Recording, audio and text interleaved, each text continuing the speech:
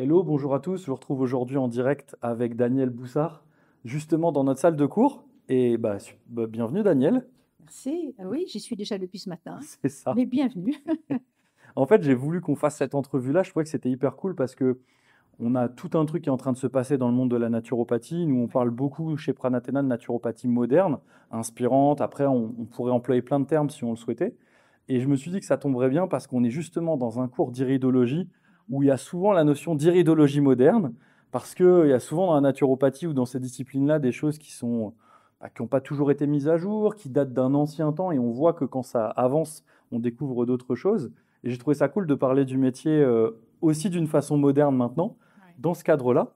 Et justement, moi j'ai envie de vous demander un petit peu, parce que pour ceux qui ne connaissent pas Daniel, Daniel, ça fait un certain temps qu'elle est dans le domaine. Déjà, ça fait combien de temps que vous êtes dans le domaine? Ça fait plus d'une quarantaine d'années, même plus si je compte toutes les années où j'ai étudié, où j'ai fait des tas de formations, etc. Donc on pourrait dire, vu l'âge que j'ai, que ça fait quand même une cinquantaine d'années, facile, facile. Et voilà, et donc oui, ça fait un grand bail d'expérience, d'acquisition, de remise en question, de voir un petit peu l'élan de la naturopathie par rapport à ce mouvement justement sociétal, par rapport à ces mises à jour, c'est ce que tu disais justement, hein, en permanence, il faut essayer de se mettre à jour par rapport aux demandes qu'on a, par rapport également aux nouveaux problèmes sociétaux, parce qu'il y en a d'autres. Et voilà, et donc je trouve ça très intéressant justement de réactualiser toutes les données qu'on avait en étant fidèle Hmm. au grand principe de ce qu'on appelle la tradition de la naturopathie telle qu'elle avait été utilisée par Marchesso, par Pierre Marchesso, donc la naturopathie orthodoxe. Mais néanmoins, même dans cette naturopathie orthodoxe, on va trouver des moyens d'actualiser par rapport non seulement aux demandes sociétales, mais par rapport aussi à un psychisme qui évolue compte tenu de ce que nous vivons actuellement, par rapport également à des changements dans l'alimentation, dans l'agriculture, etc. Les paramètres ont beaucoup changé et donc c'est à nous de nous adapter en tant qu'enseignants pour pouvoir justement garantir un enseignement de qualité adapté aux élèves d'aujourd'hui. Hmm. Et oui. Et c'est vrai que moi, j'ai pas votre âge, j'ai pas votre expérience et je suis un observateur, j'aime bien ce genre de truc, je suis un peu un empêcheur de tourner en rond. Il y a toujours un truc qui m'a frappé dans la naturopathie, c'est cette. J'ai tendance à dire, c'est probablement le seul marché, c'est-à-dire le seul univers, la seule discipline dans laquelle on revendique le fait que nos enseignements sont les mêmes depuis les pères fondateurs. Alors que d'habitude, dans tous les domaines, on est fier de dire qu'on progresse, qu'on avance avec la science, etc. Est-ce que les enseignements que vous avez reçus, vous, à l'époque, si on les appliquait là maintenant stricto sensus à la population d'aujourd'hui, on pourrait vraiment obtenir le fantasme qu'on a un peu tous que ce serait efficace en fait. Alors, on pourrait dire qu'il y a une différence entre ce qu'on pourrait appeler la prise en charge d'une personne de manière traditionnelle pour respecter la tradition. Et donc, dans toute la médecine traditionnelle, on retrouve les mêmes grands principes d'hygiène vitale, Hmm. de manière de se comporter, de manière de manger, de manière de penser, en se rappelant qu'on est fait de ce qu'on mange, de ce qu'on respire, aussi de notre vie spirituelle. Voilà, ça c'est les grands principes fondateurs traditionnels, c'est parfait.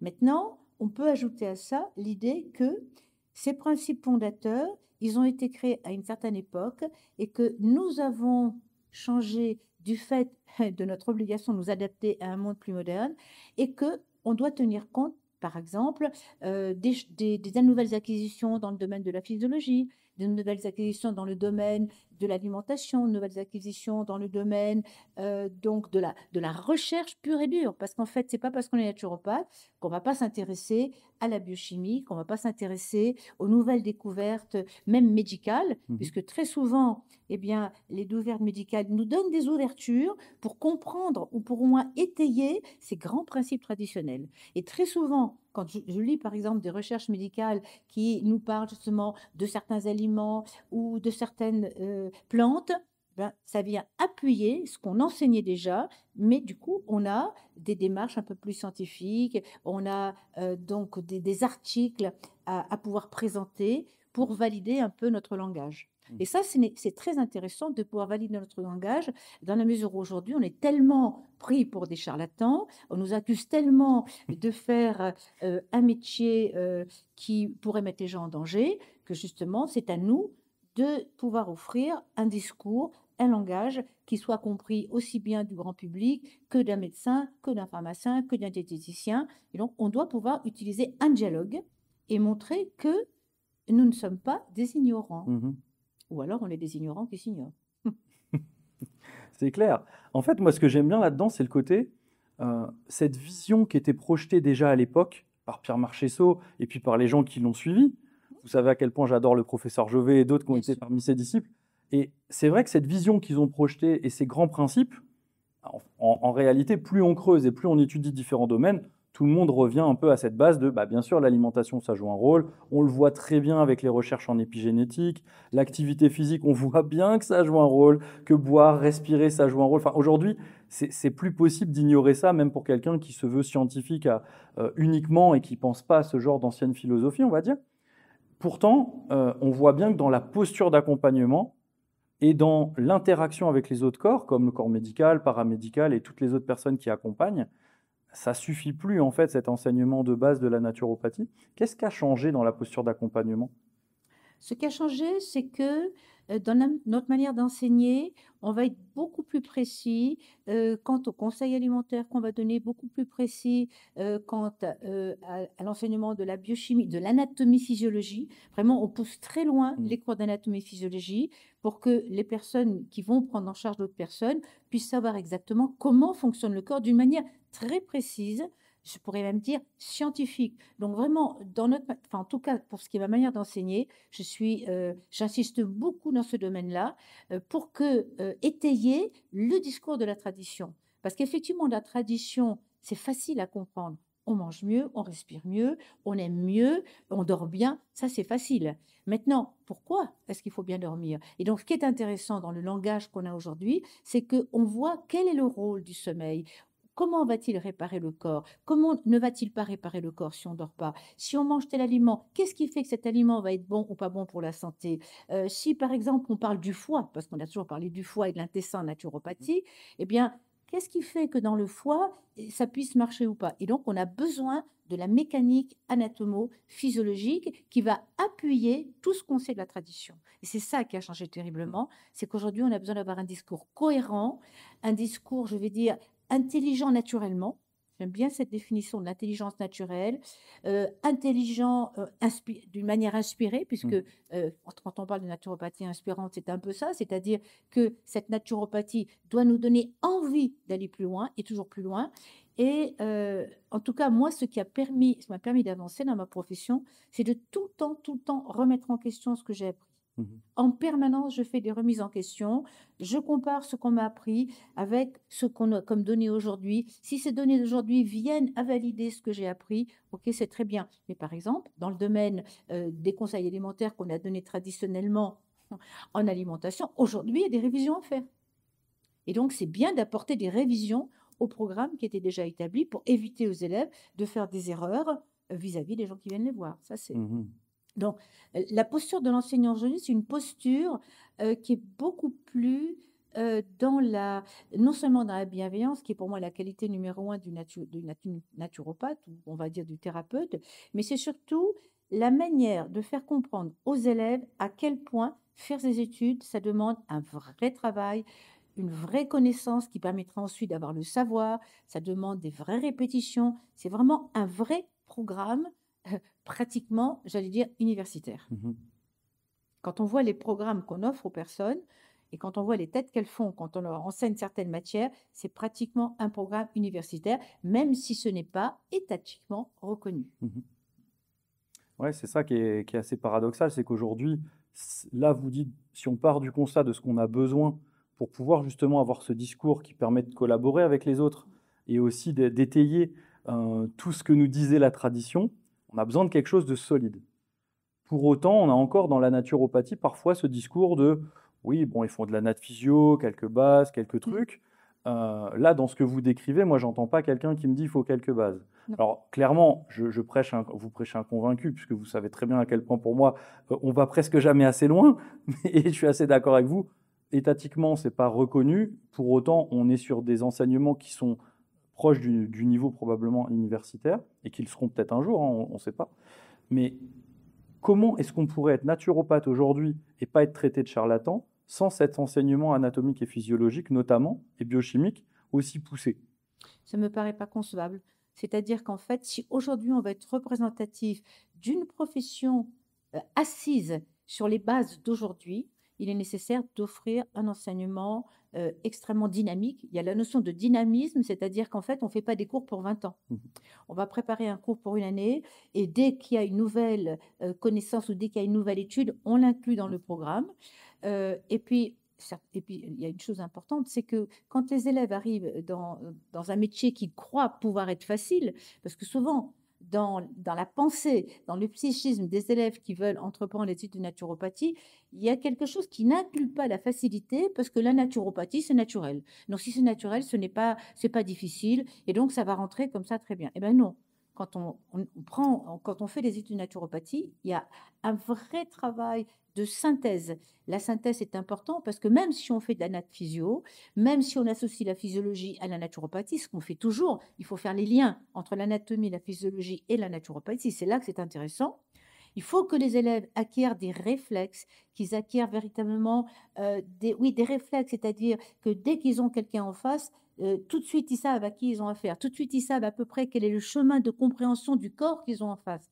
Et donc l'idée de la naturopathie, c'est d'apprendre aux élèves comment fonctionne un corps, comment fonctionne une psyché, comment fonctionnent les énergies. Et cette fonction justement à la fois énergétique, physique, cette fonction même on va dire mentale, elle va permettre de décoder un petit peu ce que la personne nous raconte quand elle vient nous parler des motifs de consultation, de ce qui l'amène, de la manière dont elle pourrait changer les choses. Et puis dans l'enseignement d'aujourd'hui, même si on essaye de se rappeler toujours de Pierre Marchesseau, et puis pas seulement de Pierre Marchesseau, également de la médecine ayurvédique, de la naturopathie américaine, des grands courants un petit peu qui ont fait ce que la naturopathie est aujourd'hui, mine de rien, il est très important de comprendre que ce mécanisme qui a amené, par exemple, Pierre Marchesseau à ouvrir son école, à l'époque où il l'a ouvert, il était entouré de culturistes, il était entouré de gens très spirituels, il avait été aux États-Unis. Bref, il y avait eu à cette époque une synthèse des enseignements. Et de la même manière, aujourd'hui, eh bien, nous avons des nouveaux enseignements physiologiques, anatomiques, psychiques, énergétiques très importants qui font que on va recadrer cette naturopathie au service des gens qui veulent faire une naturopathie de demain, Mmh. une naturopathie d'avenir, une naturopathie qui est vraiment des assises et pas qui soit simplement assise sur un tabouret là bancal et qui pourrait sauter dès que on cisaille un peu une jambe, ce qui est le cas d'un tabouret à 3 pieds. Donc c'est vrai qu'en ce moment, quand on parle de naturopathie, on parle de personnes dont on dit qu'ils ont été dans la dérive. Quelquefois, quand ils ont été dans la dérive, c'est parce qu'ils croyaient tellement, d'une manière tellement opiniâtre, à la véracité de la méthode qu'ils employaient, qu'ils ont peut-être été un peu trop jusqu'au bout de cette méthode. Voilà. Et donc, l'idée de cet enseignement, c'est d'apprendre aux élèves à individualiser leurs conseils. Et donc, pour les individualiser, ils ont besoin d'avoir une connaissance très intime de la personne qui est en face, de ses mécanismes fonctionnels, de ces mécanismes également de résistance, parce que très souvent, les personnes qui viennent nous voir, Il y en a elles un sont en paquet. résistance par rapport à ce qu'on leur Mmh. dit, des mécanismes familiaux qu'ils vont enclencher, parce qu'à partir du moment où ils vont changer quelque chose, il ne faut pas non plus qu'ils embarquent toute leur famille dans des difficultés difficiles à soutenir dans la vie quotidienne. Il va y avoir aussi tous les mécanismes financiers qui sont en jeu, parce qu'il y a tellement de changements qu'on leur demande. Voilà, tous ces mécanismes associés font qu'il appartient au naturopathe d'individualiser pour savoir jusqu'où il peut emmener la personne, quelle est la limite, qu'est-ce qu'il peut faire de la personne. Et puis aussi, on va aussi apprendre aux élèves à, à avoir un objectif, à demander à la personne qui est en face d'avoir un objectif réalisable. Un objectif qu'elle puisse tenir, parce que si on lui demande une alimentation trop puriste, si on lui demande de trop en faire, elle va pas pouvoir et très vite, elle va se lasser et on n'aura rien gagné. Donc ça nous appartient d'apprendre aux élèves justement à savoir où ils peuvent emmener les gens, combien de temps il va leur falloir pour emmener les gens. Voilà, donc c'est vraiment l'individualisation des conseils qui compte beaucoup dans notre domaine. Et pour ça, il faut qu'ils aient une connaissance parfaite d'anat, de physiologie, de la naturo, de la biochimie, des structures, par exemple, puisqu'on était en cours en iridologie aujourd'hui, des structures psychiques, par Mhm. exemple, aussi, de la capacité qu'a la personne de recevoir une information ou de ne pas la recevoir, etc.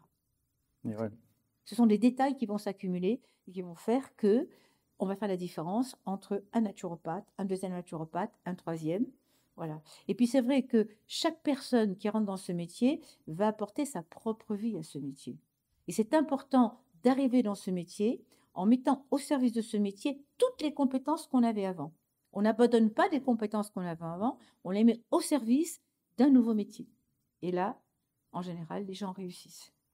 Et en plus, on voit bien que quand on arrive avec un bagage de choses qu'on a déjà dépassées soi-même, de difficultés, d'échecs ou même de réussites, ça crée aussi de l'humilité et de l'empathie réelle, pas une espèce de pseudo-empathie béni oui-oui comme on voit très souvent dans certaines disciplines d'accompagnement où il faut toujours dire oui, encourager, mais on le sent que c'est un petit peu comme faussé et surjoué à force d'avoir un vécu dont on se sert et qu'on ne renie pas, qu'on laisse pas à l'entrée de la salle, mais qu'on fait venir avec nous et bah, ça en devient aussi une force. Et je trouve que ça crée une belle humilité, une belle compassion aussi chez le praticien. C'est vrai. Moi, je parlerai de modestie du thérapeute. C'est-à-dire qu'en fait, il peut se dire tous les jours, en fait, je ne sais rien. Et ça, c'est intéressant. Moi, j'en ai fait l'expérience depuis beaucoup d'années. Et même aujourd'hui, combien de fois je me dis, mais en fait, je ne sais rien, nous ne savons rien. Et l'idée, par contre, maîtresse, c'est que quand une personne vient nous voir en consultation, c'est vrai qu'on a un octave d'avance par rapport à la personne qui vient parce qu'elle n'a pas le niveau de connaissance qu'on a acquis pendant justement ces études de naturopathie. Et donc, automatiquement, on va l'aider parce qu'on va lui enseigner quelque chose. On va peut-être lui enseigner au-delà d'un art de vivre, la manière de vivre en ajoutant de la qualité aux années, en ajoutant un parfum de bien-être aux années, en ajoutant aussi une manière positive de voir la vie, au lieu de rester justement dans ces zones d'inconfort, parce que c'est quelquefois, ou ces zones d'inconfort ou de confort, parce que c'est quelquefois très confortable de rester dans je ne suis pas bien, je ne vais pas bien, je n'irai pas mieux, le monde est pourri, etc. Et donc, justement, nous, on les amène à regarder leur inconfort en face et à transformer cet inconfort en désir de vivre, en Mm. désir d'aller plus loin, en désir de vivre en harmonie. Et ouais, je trouve que c'est un métier magnifique par rapport à ça, ne serait-ce que on a peu de possibilités aujourd'hui dans la société sans aller voir quelqu'un qui nous y aide, de se retrouver à nouveau projeté vers un idéal de ce qu'on voudrait être sa vie, pas forcément de rêver que ce soit utopique, mais d'imaginer une vie qui nous conviendrait mieux et peut-être et ne serait-ce que de prendre à nouveau plaisir à vivre. C'est vrai que si j'allume la télévision, si je regarde un petit peu les journaux, etc., très vite c'est morose, très vite c'est anxiogène. Je me sens menacé de partout. En plus, d'habitude c'est loin, c'est dans des pays très très lointains. On nous montre des tremblements de terre, des tsunamis, on nous montre des guerres, mais elles sont loin. Et maintenant elles sont de plus en plus proches. Alors c'est difficile pour l'individu qui se sent presque encerclé, et je trouve que de faire partie de ces métiers qui accompagnent non seulement le corps et je dirais le mode de vie, mais aussi l'esprit à aller se reconnecter à quelque chose qui quelque part se passe aussi dans le cœur, Ouais.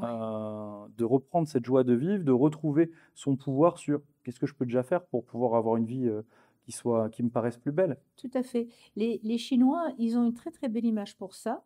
Ils disent que le foie, qui est un organe évidemment très important et qui est le siège pour les Chinois de la colère, de la frustration, mais c'est aussi l'organe du paraître.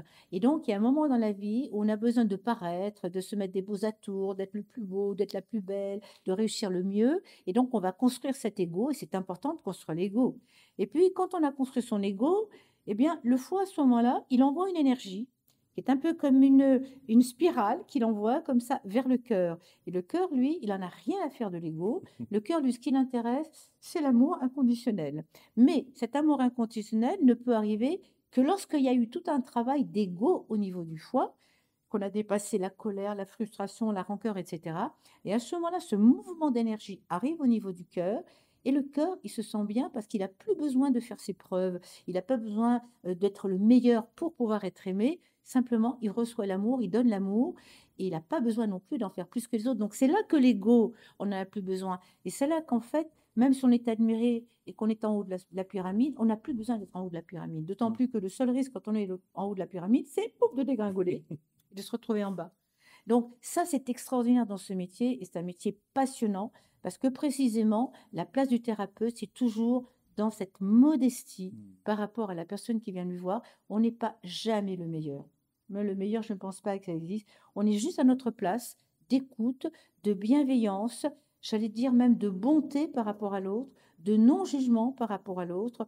On le prend comme il est. Et puis, on essaye de lui apprendre oui, un art de vivre. On essaye de lui montrer que même s'il est encerclé, parce qu'il y a les médias, parce que tout se rapproche de nous, parce qu'il y a du danger. Au-delà du danger, si on est bien centré, si on est à sa place, on est capable non seulement d'affronter le danger, mais on est également capable de ne pas penser uniquement au danger et de trouver la lumière au bout du tunnel. Mhm. Ça, je trouve que c'est quelque chose qu'on peut apprendre aux personnes qui viennent nous voir aussi. J'aime bien cette métaphore du roseau qui a tendance à balancer un petit peu avec le vent, les vagues, etc., mais qui rompt pas. Qui n'ont Et c'est cette rectitude-là, en cette fait. rectitude-là, hein, ce côté où ah oui, il y a aussi autre chose, c'est que on a beau être naturopathe, on a beau être thérapeute, on a beau avoir appris plein de choses, le corps va continuer à nous donner des signes d'alarme, il va continuer à nous dire tiens, j'ai mal, ou j'ai pas mal, ou je suis fatigué, tu pourrais me reposer, etc. Et ça arrive aussi dans la vie d'un thérapeute. Et donc, c'est aussi à nous de faire comprendre aux gens qui viennent nous voir et aux élèves que nous-mêmes, on peut être fatigué, que nous-mêmes, on peut encore avoir des incapacités à gérer telle ou telle situation. Ça fait partie de la vie. On n'est pas toujours le meilleur, Mhm. loin de là. Et à mon avis, si on apprend aux personnes effectivement que nous-mêmes, nous sommes juste ce que nous sommes à notre place d'humain, ça permet aussi de donner une autre humanité à l'autre qui va s'autoriser à avoir des points de faiblesse qui lui permettront d'être un peu plus fort, mais en s'appuyant sur ses faiblesses, ou d'être un peu moins fort en s'appuyant sur sa force, Et oui. en fait. Et je trouve qu'on dépense énormément d'énergie à essayer d'être quelque chose qui serait ce que l'on aimerait qu'on dise de nous dans notre dos quand on n'est pas là. Un petit peu Oui, comme si on voulait avoir cette liste de caractéristiques qu'on adorerait qu'on dise de nous et qui nous flatterait tellement. c'est ça. Et puis, au contraire, à tenter de ne surtout pas être désigné de certaines choses qu'on condamne énormément, qui sont horribles pour nous, qu'on n'aimerait vraiment pas. Et en fait, on dépense tellement d'énergie à aller vers là-bas, à être parfait là-dedans et à ne surtout pas être là-bas, que très souvent la vie elle est très maligne et elle aime bien rééquilibrer le truc. Elle nous ramène en nous montrant quand on ne l'a pas été là et quand on a été ici, c'est le truc que nos proches vont venir pointer, que le client viendra pointer, etc. Et je trouve que c'est important aussi d'accepter simplement qu'on est déjà ce qu'on est et qu'on fait de notre mieux. J'aime beaucoup cet accord Toltec de dire faire de son mieux. Et je Faire de pense son mieux. que ça fait partie des atouts du Faire de son mieux. naturopathe. Faire de son mieux, évidemment prendre soin de soi, on l'entend à tout bout de champ Mm. maintenant, mais très souvent, il est dit comme ça, qu'est-ce que c'est prendre soin de soi? Au fait, qu'est-ce que c'est prendre soin Mm. de soi? Alors ça, par contre, c'est quelque chose qu'un naturopathe doit apprendre à l'autre. Pour vous, qu'est-ce que c'est prendre soin de vous? Dans le soin, qu'est-ce que c'est le soin? Quand on pense que, quand on est soignant, si on prend la langue des oiseaux, ça veut dire soignant, je me nie. Et donc, en fait, qu'est-ce que c'est prendre soin de soi? Prendre soin de soi, c'est justement être à sa place, ni trop haut, ni trop bas. Alors, il faut ajouter aussi que lorsqu'on choisit un métier comme celui de naturopathe ou thérapeute, eh bien, on est tout de même, c'est quand même un métier qui est proche du sacerdoce. Parce que on va en permanence être en accompagnement de l'énergie de l'autre. Ça va nous demander aussi beaucoup d'énergie. Ça va nous demander aussi beaucoup de temps. Et très souvent, notre famille peut nous reprocher de consacrer plus de temps aux autres qu'à eux. Alors ça appartient à tous les métiers, effectivement, mais c'est juste, quand on est dans ce métier, c'est un choix. C'est vraiment un choix qui est dans le cœur, qui est dans les tripes. On le fait parce qu'on y croit, on le fait parce qu'on est passionné par ce qu'on fait. Il faut dire aussi que c'est passionnant. C'est passionnant. On écoute longuement la vie des autres est passionnante. Mm. Et donc, cette passion nourrit aussi notre propre passion de la vie, de notre vie et celle des autres. Et j'ai envie de vous demander, c'est quoi au cours de ces 50 années, s'il y avait une chose qui vraiment vous a encore plus marqué que le reste, ou peut-être encore plus passionné ou inspiré, c'est quoi dans toute cette carrière? Beaucoup de choses m'ont inspiré. Je dirais que probablement ce qui a été le plus révélateur pour moi, c'est une expérience qu'on appelle le mythe du héros, à savoir que je suis allée voir un thérapeute qui est chaman et qui m'a dit, bah, écoute, tu vas prendre ton sac à dos et puis tu vas partir pendant 8 jours et puis tu vas te débrouiller toute seule. Tu dormiras éventuellement à la belle étoile ou tu pourras éventuellement trouver un moyen de te loger. Tu vas te débrouiller comme ça. On va te donner une boussole, on va te donner une carte et puis tu vas arriver quelque part. Et donc l'idée, c'était le mythe du héros, c'est-à-dire dans ce mythe du héros, depuis qu'on est tout petit, on se construit un héros. On a besoin d'avoir une figure de référence. Et donc, cette mythe du héros, c'est de devenir son propre héros de vie, c'est-à-dire dépasser un peu, effectivement, l'idée que le héros, c'est l'autre et c'est pas moi. Et donc, tous les jours, il y a des efforts particuliers parce qu'on est tout seul, on doit parler à personne, on n'a pas de téléphone portable, on peut donner de nouvelles à personne. Quelquefois, il faut dormir dehors, quelquefois, il y a quelqu'un qui nous accueille. Et là, c'est un vrai dépassement. Ça, c'est une expérience qui m'a beaucoup appris parce qu'elle m'a permis de comprendre qu'on peut toujours trouver des solutions. Et que la solution, elle est en nous, elle n'est pas chez les autres. Et l'idée de trouver ces solutions permet ensuite d'ouvrir à l'autre les possibilités qu'il en trouve pour lui. Et non pas de lui donner les solutions. L'idée, c'est pas de donner des solutions à l'autre, c'est de lui proposer de trouver sa propre solution de vie. Ça, c'est vraiment une expérience qui m'a beaucoup marquée. Je dirais aussi que au sein de la naturopathie, c'est vrai que Pierre Marchessault, Alain Rousseau, ça a été des grands maîtres pour moi.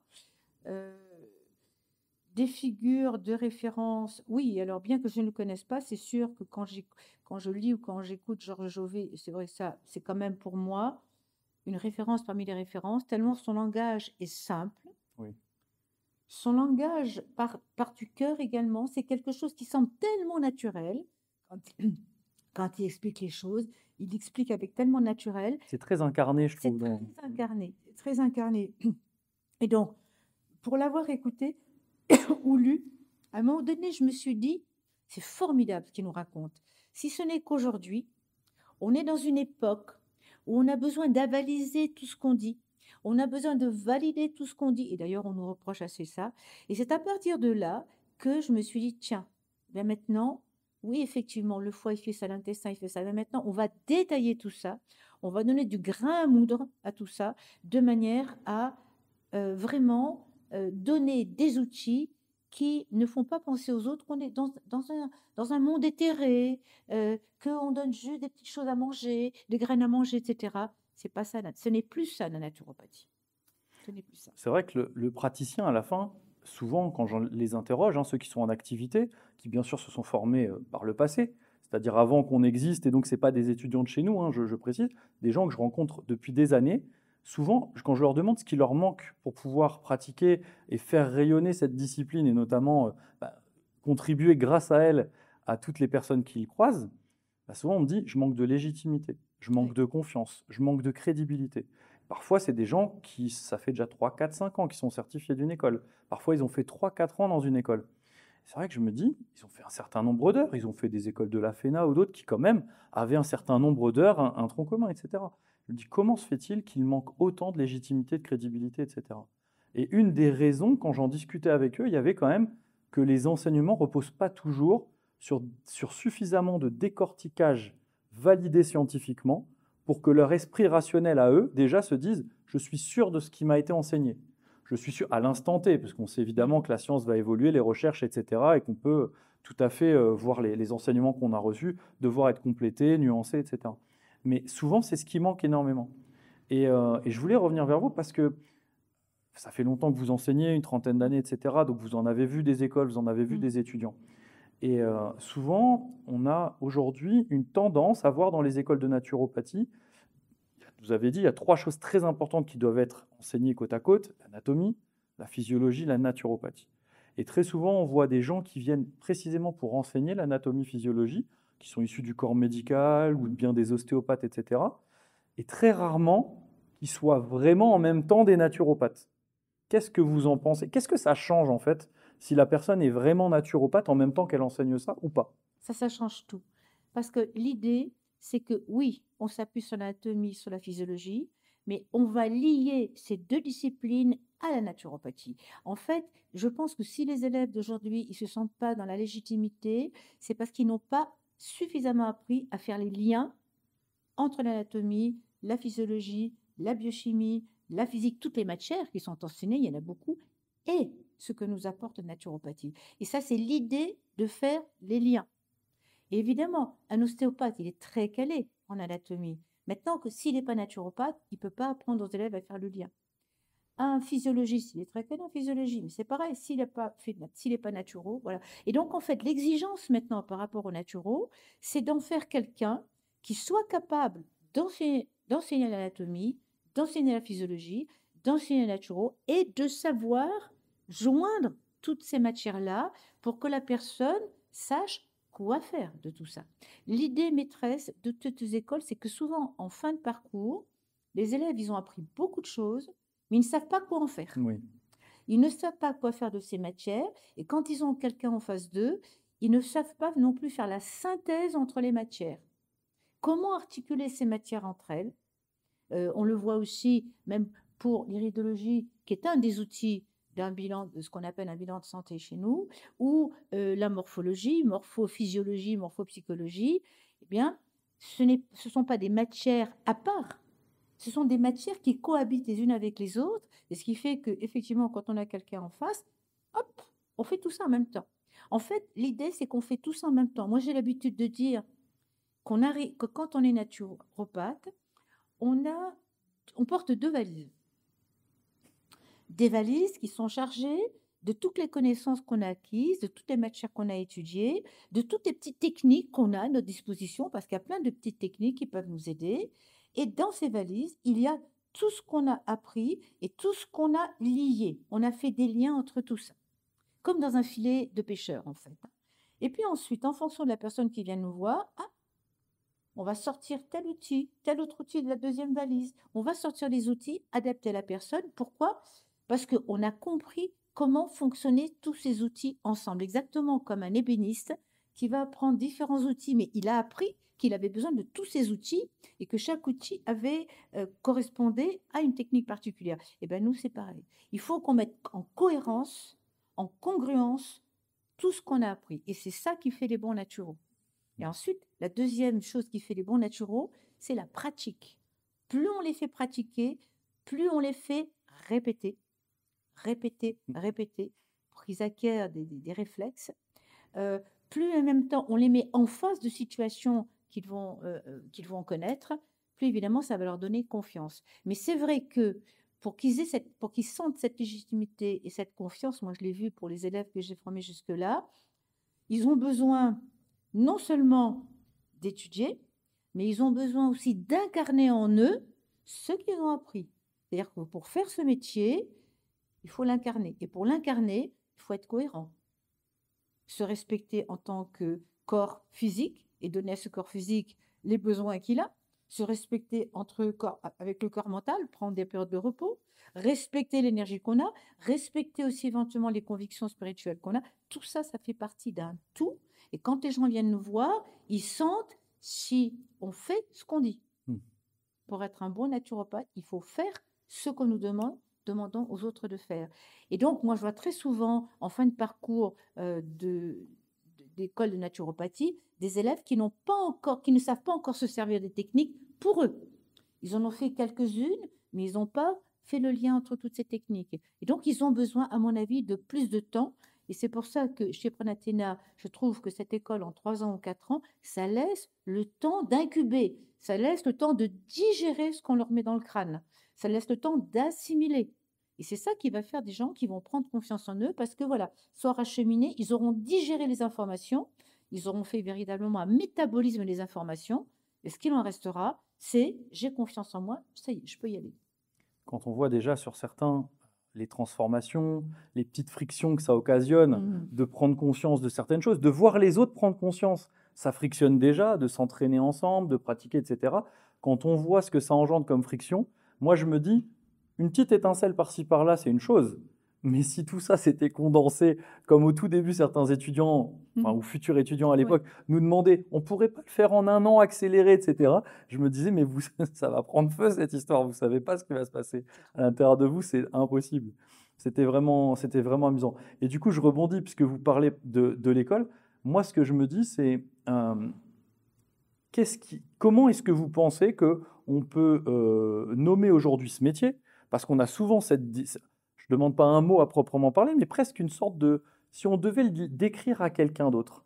Parce qu'aujourd'hui, quand on parle de la naturopathie, en fait, on nous cite des figures qui sont supposées emblématiques de la naturopathie, et en nous disant, bah, c'est des naturopathes, mais quand on demande au grand public, franchement, c'est quand même très rare qu'ils sachent ce qu'est un naturopathe. Il ne sait pas décrire la naturopathie. 9 fois sur 10, il dit, bon, c'est quelqu'un qui prend des plantes, hein, Mmh. à peu de choses près, ça nous fait toujours rire, nous. Mais comment vous décririez le naturopathe d'aujourd'hui? Et puis après, j'aurai une autre question. Alors en fait, c'est vrai que traditionnellement, quand on demande à quelqu'un, un naturo, qu'est-ce que c'est la naturopathie? Il va dire, ben, naturopathe, ça veut dire le chemin de la nature. Et à ce moment-là, tout est permis. Mais c'est quoi le chemin de la nature? C'est les plantes, c'est les huiles essentielles, c'est les bourgeons de plantes, c'est la nourriture, c'est quoi?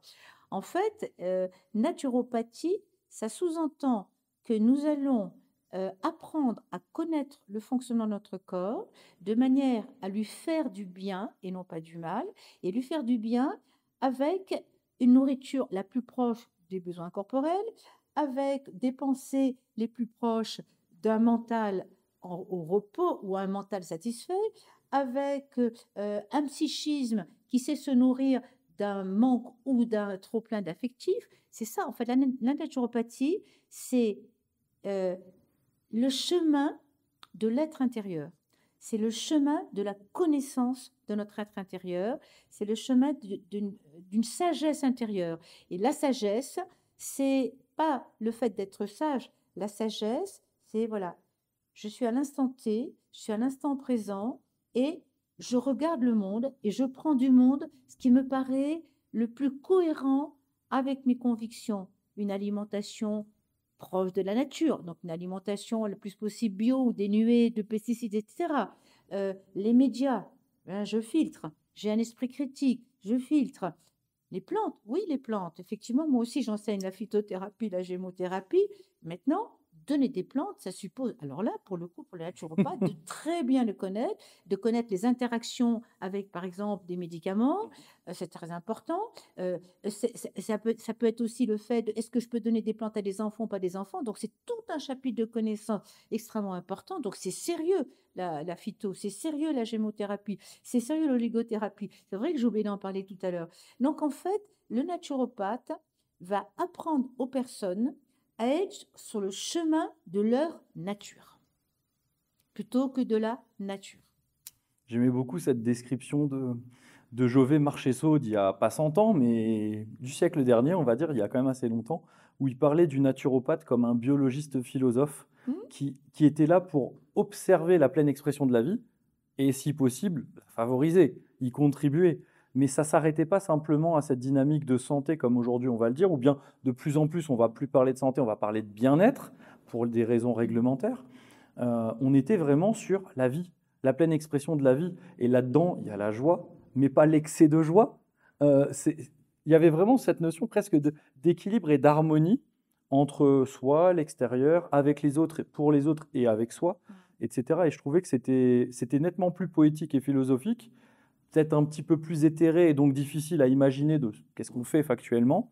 Mais finalement, ça reste vraiment dans une vision qui est Ouais. qui est beaucoup plus proche de ça, de revenir à sa propre nature, de se réapproprier sa propre nature, et aussi de faire la paix avec soi pour beaucoup de gens, C'est ce qu'on appelle aussi le qui suis-je, c'est-à-dire en fait, ce chemin de la naturopathie amène nos élèves à apprendre à se connaître. hein. Connais-toi toi-même et tu connaîtras l'univers. Et vraiment, cette autoconnaissance va leur permettre ensuite d'appréhender la connaissance de l'autre.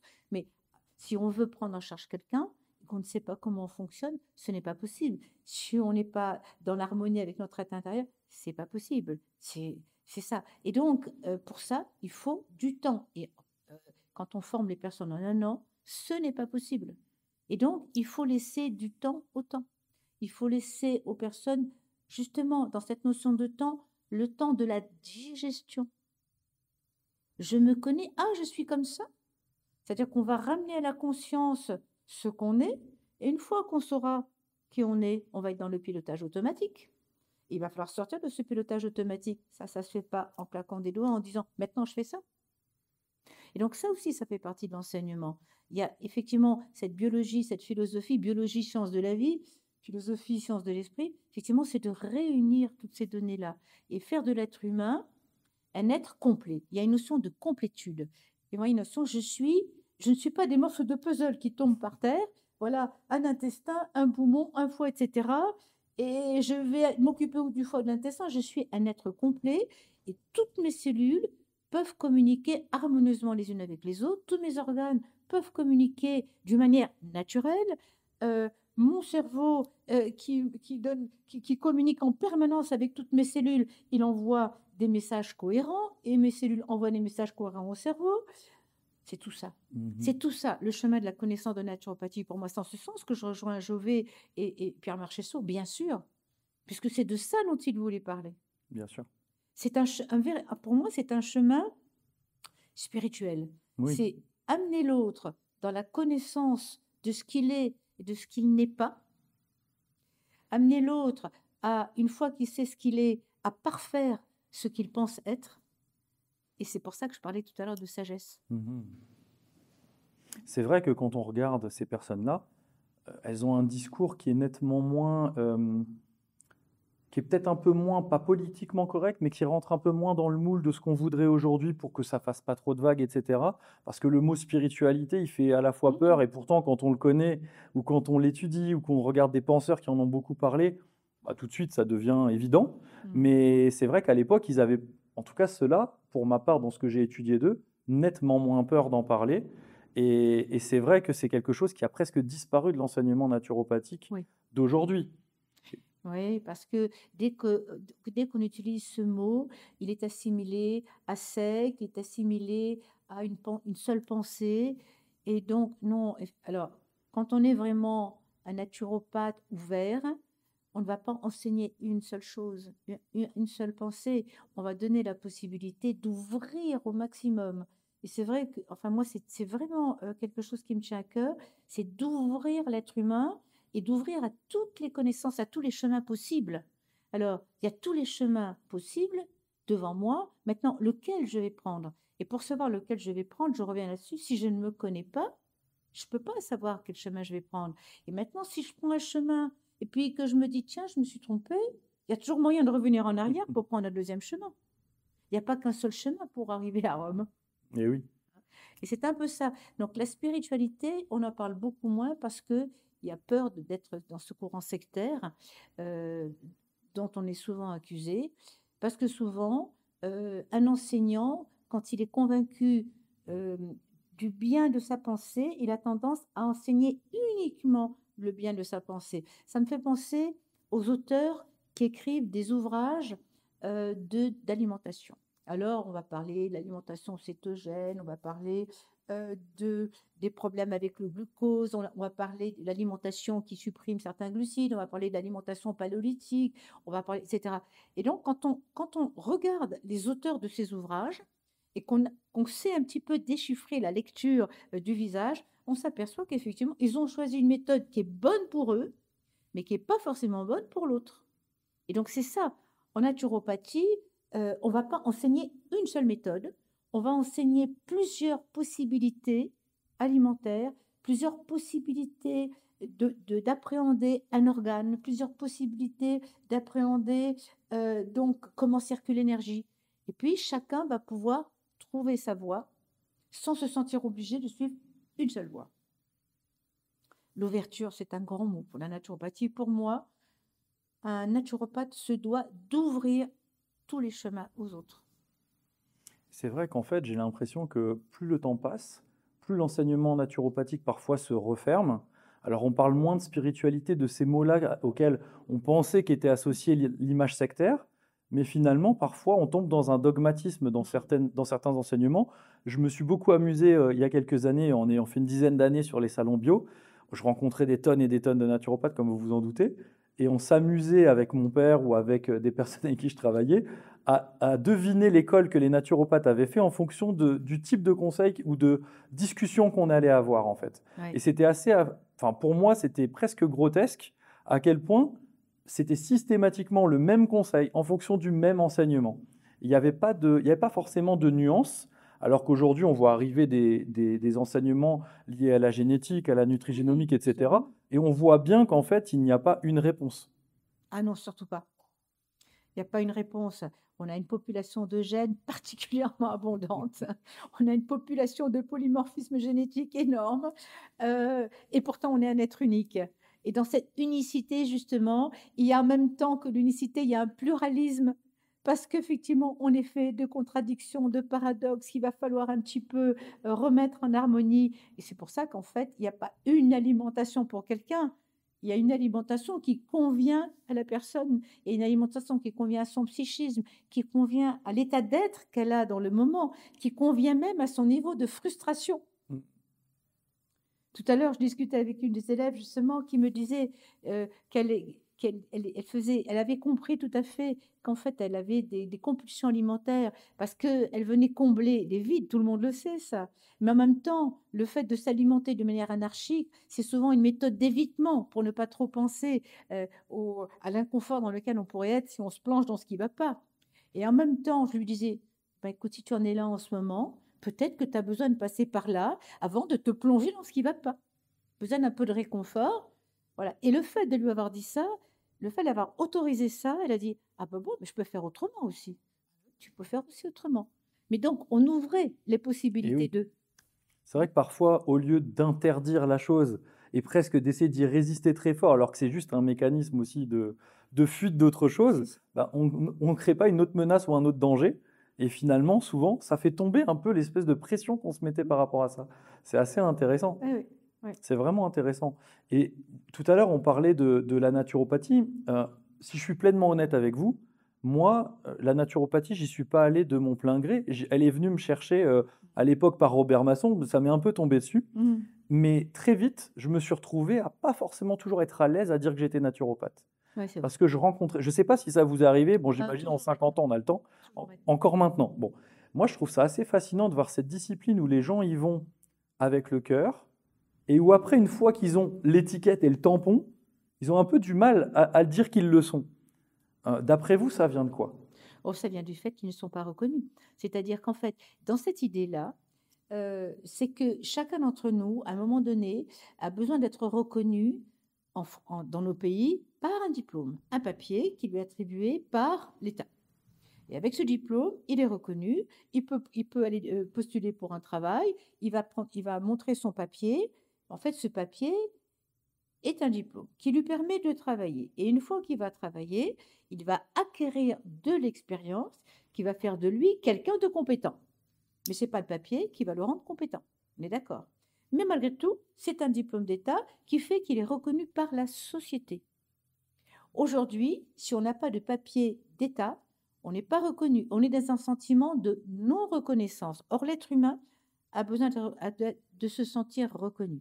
Alors, l'idée, quand on fait ce métier, c'est justement d'accepter la non-reconnaissance. Je ne suis pas comme tout le monde. Je suis original. Je ne fais pas le métier donc qui va me donner ce diplôme d'État, même si on peut en avoir un d'ores et déjà.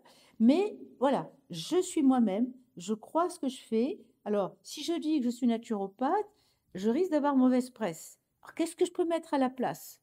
Surtout en ce moment, c'est En vrai ce que c'est moment, c'est compliqué. difficile. C'est difficile. Même moi qui fais la naturopathie depuis tant d'années, c'est vrai qu'en ce moment, je sens que ça crée un malaise. Mhm. Ça crée un malaise. Alors, tout à l'heure, j'ai employé le mot thérapeute. Ok, je peux dire que je suis thérapeute. Mais alors, thérapeute en quoi? Vous êtes thérapeute de quoi? D'accord. Et on oublie que le mot thérapeute, qui vient du grec thérapoios, ça veut dire médecin de l'âme. Mhm. Ça, on oublie ça. Et donc, dans ce langage, enfin, est-ce que je suis naturopathe? Est-ce que j'ai le droit de dire que je suis naturopathe? Comment est-ce que je vais être perçue si je dis que je suis naturopathe?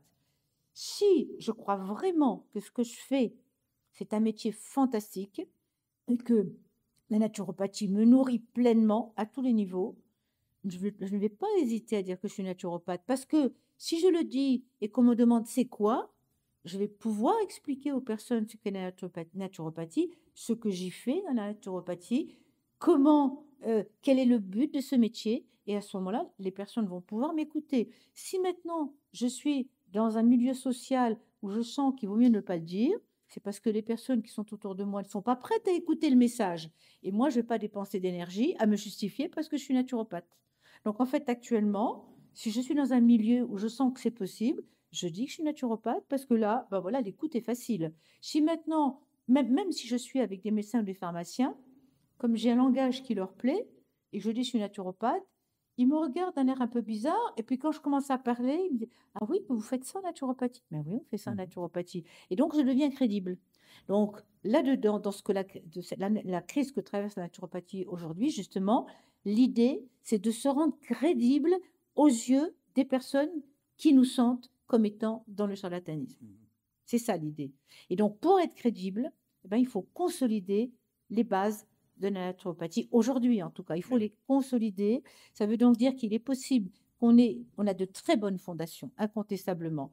On a dressé des murs parfaits. Par contre, au niveau de la toiture, ben, il se trouve que il y a des petits trous dans la toiture et que là, effectivement, il y a de l'eau qui rentre dans la maison avec toute l'inondation de ce qu'on dit la naturopathie. Et l'idée, ben, c'est d'aller consolider la toiture. L'idée, c'est aussi de remettre une peinture saine sur les murs, de nettoyer, de mettre une saine de manière à ce que la maison soit à nouveau solide. Et c'est ce qui va se passer. Moi, depuis le temps que je fais ce métier, j'en ai vu des crises, hein, où on nous fustigeait, puis ça remontait, etc.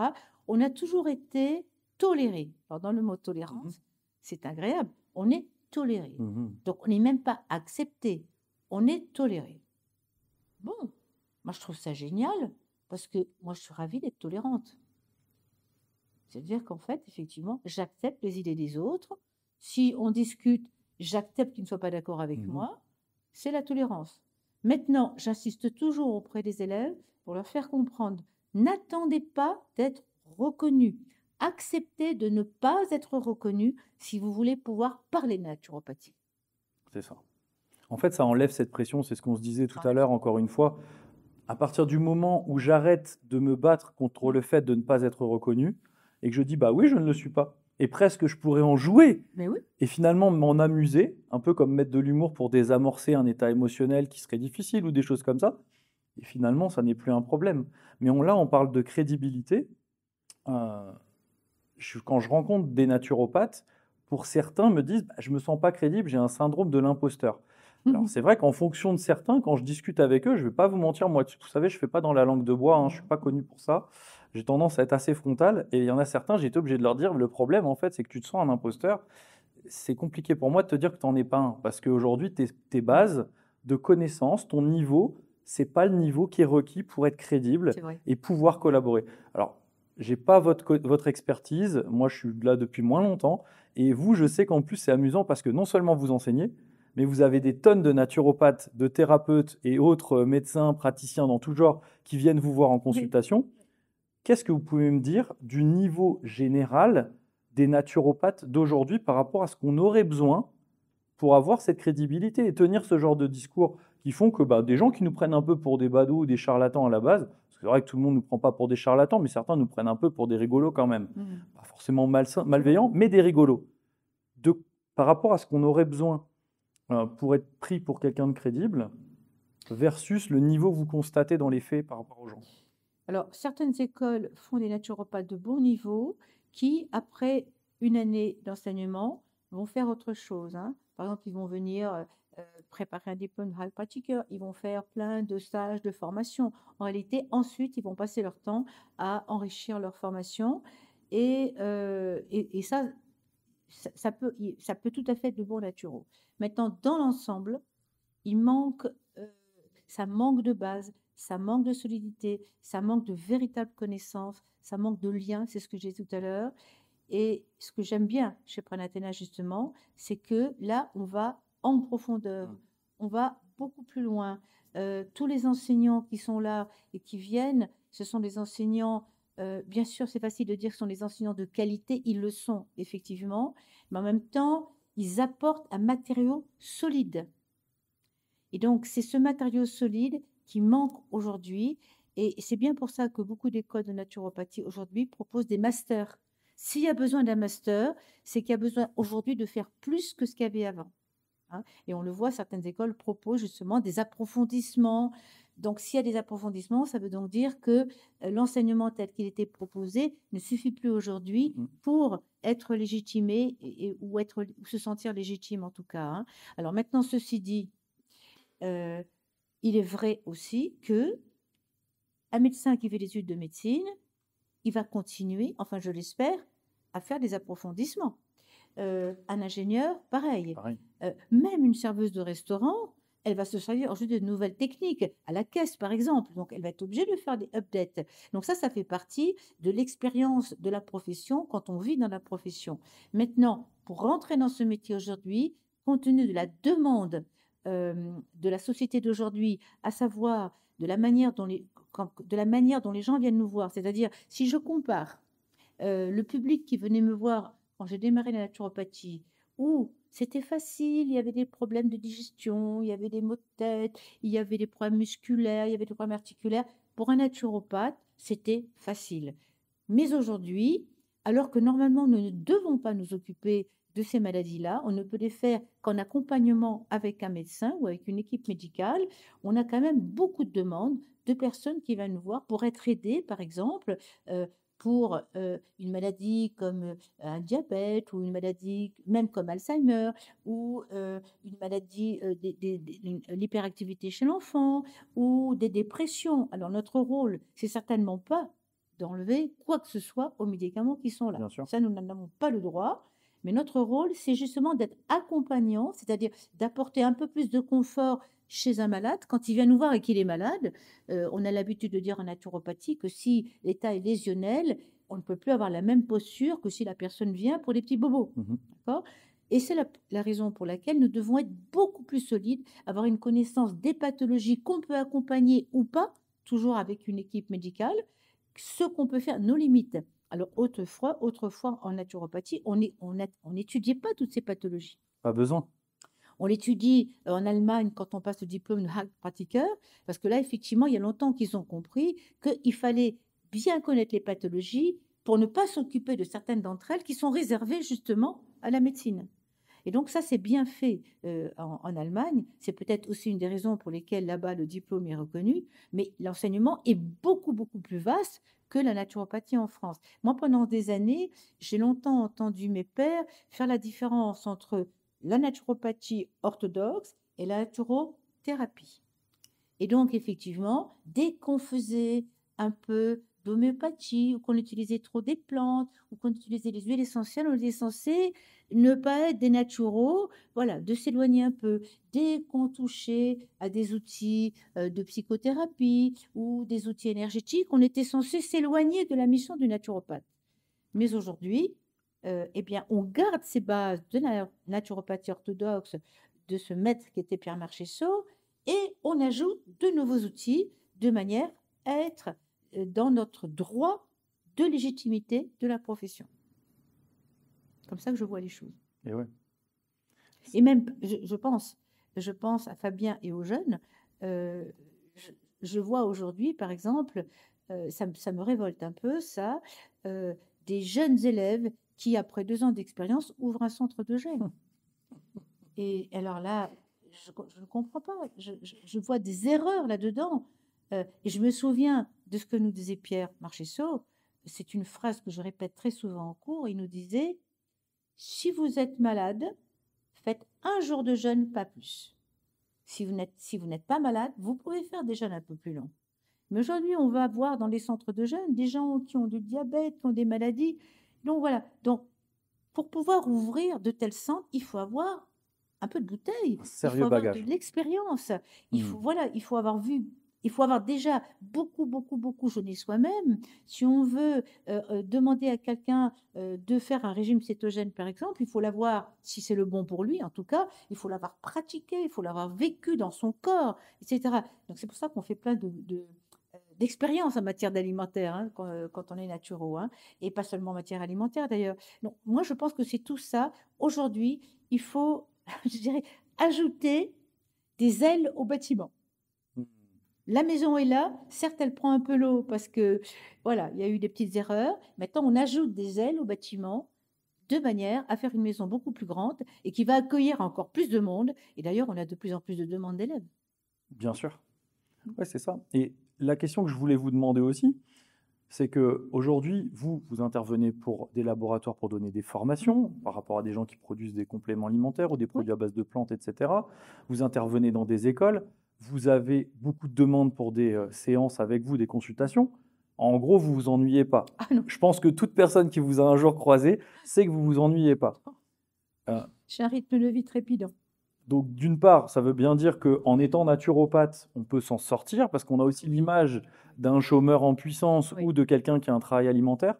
C'est quand même malheureusement le cas de beaucoup de naturopathes certifiés ou de jeunes naturopathes, à part certains cas un petit peu exceptionnels. Et du coup, ma question, c'est, avec toute cette activité que vous avez, vous vous ennuyez pas, qu'est-ce qui fait que vous êtes engagé avec nous pour donner des dizaines de séminaires de plusieurs jours? J'insiste là-dessus parce que c'est pas comme si vous aviez un emploi du temps libre et puis quelque part vous venez de vous lancer, vous avez de la disponibilité. Qu'est-ce qui vous a motivé à vous engager sur autant de temps passé en formation avec nous? Alors, l'originalité de cette formation, à savoir que au départ, ce qui a été accepté, c'est que, par exemple, pour le foie, j'ai plusieurs jours pour lier l'anatomie, physiologie et la naturopathie. Donc ça m'a beaucoup intéressée parce que du coup, j'ai eu beaucoup plus de temps pour pouvoir parler de tel ou tel organe. Et on a fait ça pour la plupart des organes D'ailleurs, on l'a ailleurs. même démultiplié On a, plusieurs fois. on a même démultiplié.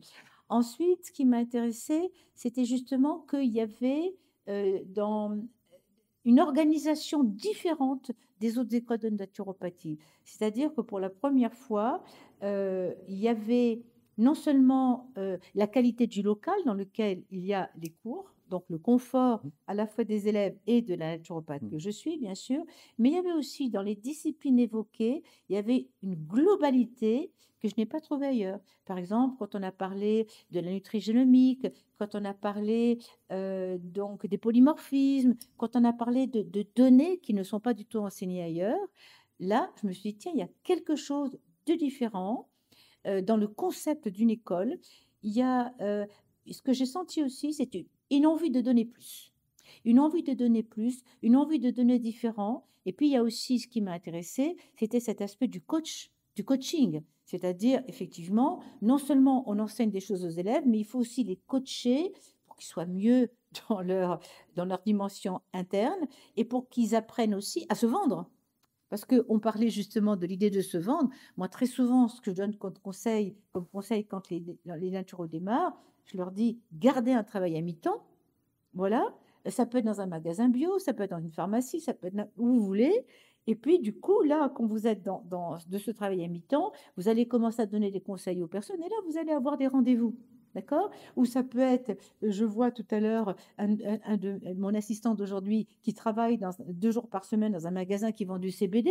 Puis du coup, eh ben, il donne des conseils et du coup, voilà. Donc, en fait, il y a toujours ce fond comme ça de sécurisation de l'individu. Et après, là, ce qui m'a plu aussi, c'est qu'il y a l'enrichissement avec les réseaux sociaux, que les élèves, ils sont motivés pour parler d'eux, ils ne restent pas dans le silence, donc ça les met sur des rails. Bien sûr. Donc c'est l'association de tout ça qui m'a, euh, que j'ai trouvé suffisamment original pour me motiver. Mhm. J'ai trouvé qu'il y avait aussi vraiment un esprit d'aide. J'ai trouvé aussi qu'il y avait l'envie, non, pas forcément de faire mieux, l'envie de faire différent, l'envie de sortir des ornières dans lesquelles s'est entravée un peu la naturopathie aujourd'hui. L'envie de sortir au bout de quelques années des gens qui soient cohérents avec eux-mêmes et qui soient en même temps déjà dans la dynamique de vivre de leur travail. Voilà, tout ça, ça m'a beaucoup plu. Mhm. Oui. Et là, on ne peut pas faire le bilan des 4 premières années du premier groupe puisqu'on n'est qu'à la fin de la deuxième année. Donc, on va pas pour le moment partir dans des projections, mais euh, par rapport à ce qui leur a été enseigné, au niveau que vous pouvez percevoir des étudiants, leur avancée, etc., comment vous vous sentez? Qu'est-ce que vous constatez? Est-ce que vous avez une suggestion? Moi, je suis preneur de tout.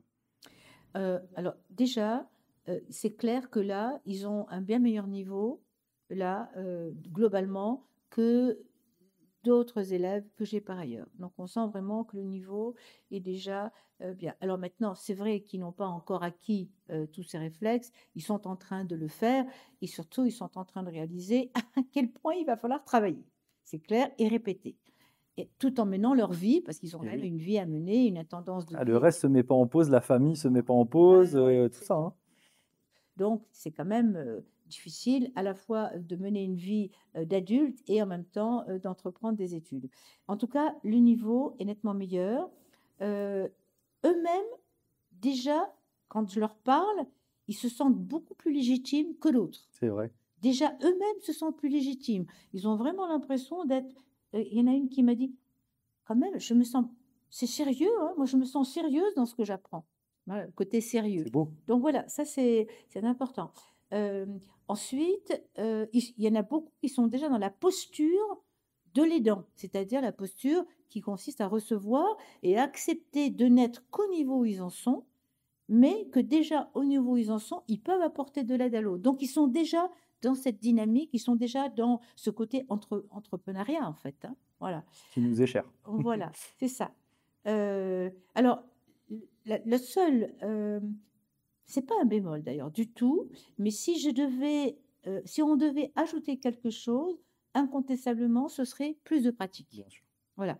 C'est la seule chose, effectivement, qui demande à être un peu plus encouragée. Mais alors, dans la mesure où aujourd'hui, et depuis le Covid, il faut dire, on a de plus en plus de demandes ou de webinaires, et là, on a des distanciels, on les appelle comme ça, Ouais, on distanciels, en a sur les 5 continents, donc c'est vrai que là, pour le coup, c'est vrai que au niveau ça a pratique, l'avantage de l'inconvénient. c'est à l'avantage de l'inconvénient.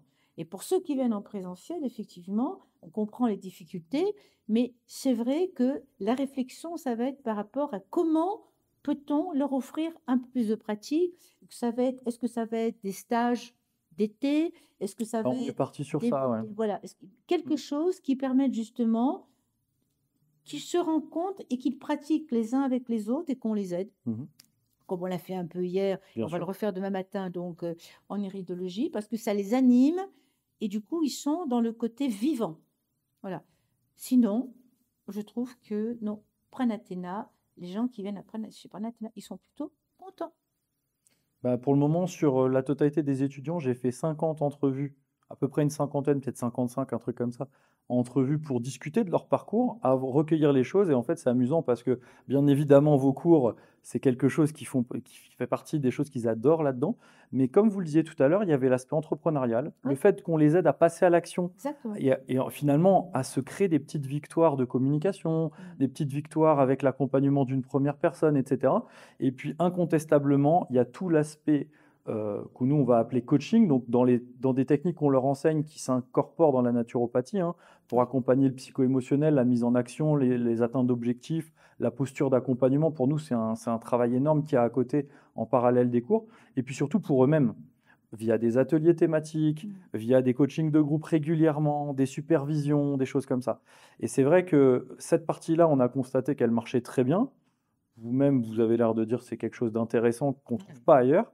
Par contre, on a très bien vu que sur la partie pratique, du fait d'avoir des gens Oui, c'est sur le les 5 distanciel. continents, Oui, bah, c'est magnifique de se dire que tout cet enseignement d'une profondeur et d'un niveau qui n'existe pas ailleurs, on arrive à le diffuser comme ça, d'une façon en plus, oui, en niveau technique.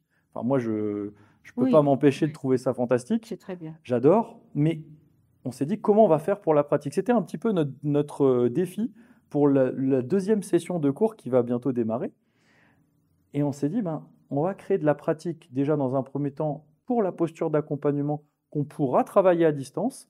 Et par contre, intégrer des séminaires régulièrement dans les années. Alors bien sûr, la première année, il y a quand même moins de pratique que la Non, deuxième, c'est que la plutôt à troisième, que la partir de quatrième. la deuxième C'est année. ça, bien évidemment, parce qu'une fois qu'on n'a pas de base, c'est quand même compliqué de pouvoir pratiquer sur un truc qu'on ne maîtrise pas. Mais plus on avance dans les années, bien sûr, il y a de plus en plus de pratiques. Et on s'est dit qu'on allait ponctuer les années comme ça, de stages plus présentiels, pour ceux qui peuvent venir. Alors, Mm. on n'enlèvera pas qu'on continuera à les diffuser à Bien distance sûr. pour ceux qui ne sont pas là, parce que c'est mieux que rien. Mais c'est vrai que c'était un vrai défi, ouais. Je suis Oui, assez d'accord, ouais. oui, c'est un défi. Alors maintenant, ce qui m'a beaucoup plu aussi, c'est que même si ça demande beaucoup plus de travail de la part de l'enseignant, c'est que on leur donne un résumé, il y a des QCM à chaque fois et il y a une Absolument. session questions-réponses. Voilà, on peut dire qu'ils sont suivis. Bah, il y a un vrai suivi, quoi. Il y a un vrai Après, suivi. je dis souvent que c'est pas sorti d'un chapeau, et puis je suis pas particulièrement un génie. Simplement, j'adore observer ce qui se passe, et quand je vois l'état de la naturopathie d'aujourd'hui qui est venu me chercher, moi, dans mon monde à moi, j'avais pas prévu d'arriver là-dedans, c'est Masson, sa femme, Mmh. qui sont venus me chercher. Et finalement, je me suis dit, mais comment se fait-il que cette discipline qui a tout à offrir au monde, quand on la pratique avec éthique, avec crédibilité et surtout avec des bases solides, comment se fait-il qu'elle obtient ce résultat actuellement dans notre société, alors même que les dernières années qu'on vient de vivre, avec Ah cette oui. pandémie, avec tout ça, nous a bien montré à quel point renforcer le terrain des gens pour qu'ils aient quand même un corps un peu, qui puisse un peu encaisser les aléas de la vie, c'était quand même nécessaire. Donc les gens s'y sont ouverts, les gens ont envie, les gens s'intéressent à ce qu'on appelle la santé naturelle. Quand je vois des gens comme le professeur Henri Joyeux qui cartonne Oui, avec ses livres, enfin, absolument. je veux dire, factuellement, les gens en demandent. Comment se fait-il que la naturopathie, cette vague, elle ne la surfe pas? Et je me suis dit, peut-être qu'il y a un problème sur la façon, si je regarde et je remonte la pelote de laine, c'est peut-être la façon dont on l'enseigne. Et en décortiquant ça, ben, on en arrivait à une méthodologie pour nous de fonctionnement d'une école. Est-ce que c'est parfait? Absolument pas. Est-ce que c'est perfectible? Bien sûr. Oui. Est-ce qu'au quotidien, on fait de notre mieux pour amener de mieux en mieux, puis d'améliorer les choses régulièrement? Bah, vous le savez, on est sans arrêt en train d'ajouter des séminaires Ah et oui. d'inventer des nouveaux modules qui existent nulle part. Ouais. Mais bon, je pense qu'on c'est pas ça qui nous ennuie le plus. Mais c'est vrai que on peut pas espérer. Pour moi, c'est tout l'état d'esprit naturopathique. On peut pas espérer un résultat différent en faisant tout le temps la même chose depuis des dizaines d'années. C'est sûr.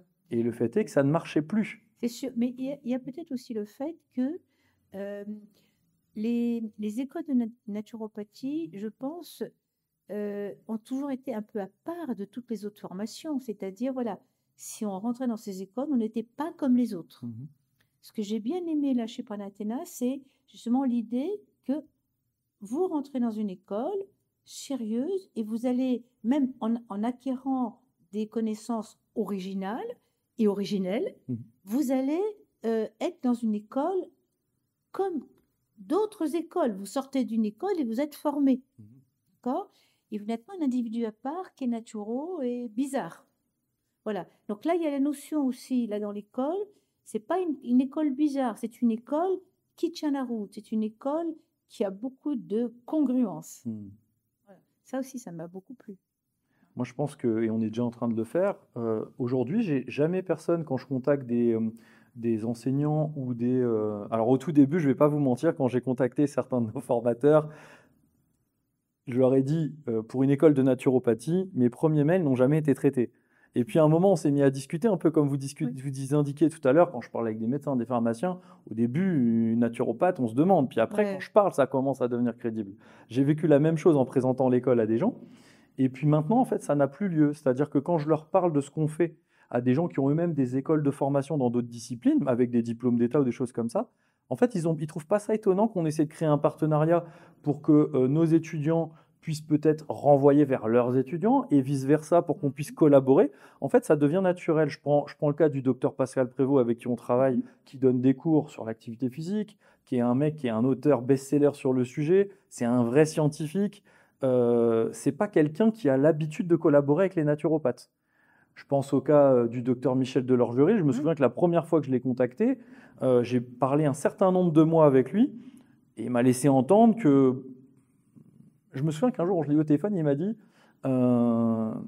bah, c'est bien, cette fois, c'est crédible pour de la naturopathie. Alors, évidemment, mais c'est le cas de beaucoup de professionnels dans le monde médical ou paramédical. Et ce qui est intéressant, c'est qu'effectivement, c'est quelque chose qui se ressent et qui fait qu'aujourd'hui, on tisse des partenariats et puis on met en place des collaborations. On n'a plus cette étiquette d'espèce de vagabond, pratiquement, Oui, ou de bizarre un peu à part de la société, c'est comme ça. ça. On a beaucoup En- moins cette étiquette.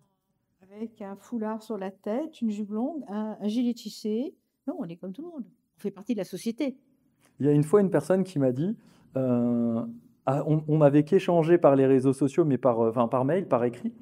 Et la personne, quand on s'est rencontrés, me dit, je m'attendais pas du tout à ce que tu sois habillé comme ça. Elle s'attendait à me voir arriver. Cortège Alors orange. autant j'adore les chemises en lin, les trucs comme ça, parce que c'est très léger et que souvent je bosse sous des projecteurs, donc naturellement Bien j'ai sûr. chaud, donc j'adore ça. et puis j'aime aller dans des endroits où il fait bon aussi au niveau température. Mais la personne était même étonnée que je sois simplement habillé comme tout le monde. Et c'est vrai qu'il y a cette espèce d'image du naturopathe hein, qui colle à la Ah peau. ouais, moi, très souvent, on m'a fait remarquer, mais vous êtes, oui, mais vous êtes habillé, effectivement, mais oui, je fais partie de la vie. En plus, vous êtes coquette. Oui, Alors, c'est il drôle. n'y a aucune raison. Donc, je crois que coquette, on peut l'être jusqu'à la fin de ses jours. Mhm. La coquetterie, pour moi, c'est plutôt l'idée de, de se mettre soi-même dans le meilleur état possible. C'est pas forcément pour les autres. Donc voilà, voilà. Si je suis bien à ma peau, bah, j'ai envie que le vêtement que j'ai transpire un peu ça. C'est un petit peu ça, Mhm. la coquetterie, effectivement. Et donc, bah, ça, je me souviens d'un moment de ma vie où on me faisait comprendre que j'aurais mieux fait de venir en gilet tissé et avec des gros godillots. Bon, après, chacun fait ce qu'il veut. C'est pas parce l'habit ne fait pas le moine. C'est ça. Mais malgré tout, voilà, on fait partie de la vie. On n'est pas en dehors de la vie, on n'est pas une caste à part. On n'est pas une caste à part. Ce qui peut nous mettre dans une secte d'ailleurs, hein. Bien sûr. Il n'y a pas du tout ce côté sectaire. Bah, c'est vrai que j'ai aimé énormément en faisant les entrevues avec nos étudiants. Ils m'ont beaucoup raconté que souvent ils sont arrivés avec une idée un peu dogmatique et idéologique d'une alimentation. C'est souvent ce sujet-là, hein, mais il pourrait y avoir d'autres choses. Et qu'en fait, plus les cours avancent, et moins ils ont une pensée unique en eux, et plus c'est un esprit beaucoup plus nuancé. Oui. Et ça, j'ai trouvé ça très intéressant parce que c'est très exactement ce qu'on reproche à la naturopathie, cet aspect un peu embrigadant où, si je caricature, on va tous manger des graines germées, boire que des jus de légumes et des légumes verts si possible, alors qu'on sait qu'il Ouais. y a des nuances, on en a encore parlé aujourd'hui, Oui. etc. Et puis on va faire forcément du crudivorisme, voire du frugivorisme, et puis on va finir en étant très pâle, complètement décharné, habillé effectivement en vêtements tissés à la main. Et c'est vrai que je pense que c'est beau d'avoir des preuves factuelles d'étudiants qui, au fur et à mesure de vos enseignements et des autres de nos formateurs, et puis de tous les coachings, tout ce qu'on fait un travail général, bah, en fait, sont de moins en moins dans l'esprit idéologique qu'ils avaient en arrivant, Absolument. dans un truc qui souvent leur faisait du mal d'ailleurs, hein, Et au du, passage. ouais, et du coup, ils prennent confiance. Oui. Je dis, ah ben oui, c'est bien, c'est sérieux. Voilà, c'est ce qu'on m'a dit, c'est sérieux. Ah oui, c'est sérieux, bah oui. Naturopathie, c'est sérieux. Et si vous aviez un conseil à donner à quelqu'un qui aujourd'hui aime tout ce qui touche au domaine du naturel, etc., mais enfin, du naturel, d'un mode de vie un petit peu plus proche de la nature, plus proche de son ressenti physiologique, etc., ou de prendre soin de soi, mais qui doute parce que gros tapage médiatique et on va dire que ce qu'on fait l'intéresse, mais le mot naturopathe qu'il y aurait sur le certificat, disons que c'est pas ce qui l'excite le plus. Qu'est-ce que vous auriez comme conseil à leur donner? Peut-être d'oublier ce mot naturopathe, on peut le remplacer par le mot dérivé de l'allemand Heilpraktiker, ça veut dire praticien de santé. Ça peut être penser qu'on va être un praticien de bien-être, qu'on va faire du coaching de vie, qu'on va faire du coaching de santé. On peut utiliser des tas de mots synonymes plutôt que de rester figé sur naturopathie. Parce qu'en réalité, la naturopathie, c'est très vaste, donc on peut utiliser des vocabulaires différents, même pour se présenter. Mhm. D'ailleurs, on voit de plus en plus aujourd'hui de naturopathes, ne pas mettre naturopathe, mais mettre, voilà, coach de vie, coach de santé, thérapie de bien-être. Voilà. On essaye de trouver des mots qui, en fait, nous permettent de faire comprendre aux autres ce qu'on fait. Parce que Ça naturopathe, parle pas. il n'y a pas de définition. Donc, en fait, on peut utiliser d'autres mots qui intègrent l'enseignement de la naturopathie. Parce qu'effectivement, naturopathie, ça fait peur. Ça fait peur parce que ça fait, waouh, c'est des dérives sectaires. Waouh, des gens qui vont mourir. Oh, on va leur enlever les médicaments. Donc c'est ça qu'on entend. Donc quelqu'un qui est très intéressé par tout ce dont on est en train de parler, l'idée c'est de se dire, je vais être un enseignant de santé. Je vais apprendre aux autres à être en santé en sachant que la santé, c'est dynamique. On parle de la santé physique, de la santé mentale, de la santé émotionnelle, de la santé psychique, de la santé même spirituelle pour certains, et que tout ça varie. Il y a une dynamique de la santé, et donc je vais apprendre aux personnes à être en santé en fonction du moment de leur vie, etc. Voilà, c'est ça. Le naturopathe, c'est un enseignant. Et voilà, donc si on doit donner un conseil à quelqu'un, bah, venez apprendre à enseigner comment être bien dans sa peau, Mmh. comment être bien dans ses baskets, comment respirer la santé, comment être, j'aime bien ce terme, de modélisable. C'est souvent un terme que j'utilise au début de mes cours, c'est-à-dire que si on a suivi un enseignement de naturopathie et qu'au bout de cet enseignement, on est bien, on va être modélisable. C'est-à-dire que la personne qui va venir nous voir, elle va se dire, ouais, ouais, j'ai envie de ressembler à ça, ouais, ça a l'air cohérent. Ouais, moi, Mmh. voilà, j'ai envie d'avoir cette énergie-là, j'ai envie d'être comme ça. Et ça n'a aucun rapport ni avec la beauté, ni avec le physique. C'est un rapport avec ce qui se dégage, ce qu'en médecine chinoise on appelle le qi. Oui. Et donc, effectivement, dans les études de naturopathie, on vous apprend à gérer votre énergie, on vous apprend à la développer, on vous apprend à la mettre au service de votre écoute intérieure. Et donc, c'est ça. Donc, devenir modélisable, c'est justement apprendre aux personnes à se respecter, à respecter ce qu'elles sont, à respecter leur entourage et du coup à trouver des règles d'harmonie. Voilà, voilà. Et donc, oublions ce mot naturopathie qui fait peur à tout le monde. On peut le remplacer par d'autres termes qui définissent mieux ce qui est enseigné aujourd'hui à Pranathéna d'ailleurs. Mmh. Même si on enseigne la naturo, mais on enseigne tout ce qui va avec la naturopathie, toutes ces ailes du bâtiment dont on a parlé tout à l'heure et qui viennent s'ajouter aux fondations. J'adore parler de naturopathie moderne inspirante Oui, tout et à fait le terme. je pense qu'il y aurait d'autres termes en fait et j'aime cette idée de si le terme vous dérange et qu'il vous met mal à l'aise, mais qu'en fait ce qu'on y fait en tant que métier et ce qu'on y apprend, ça vous passionne, Ben oui, quelque part détachez-vous et peut-être trouvez-vous un autre mot. En soi, pour ma part, ça ne m'empêche jamais de faire ce que j'ai à faire, de ne pas dire que je suis naturopathe par exemple. absolument. Et de le dire ne m'en empêche pas non plus.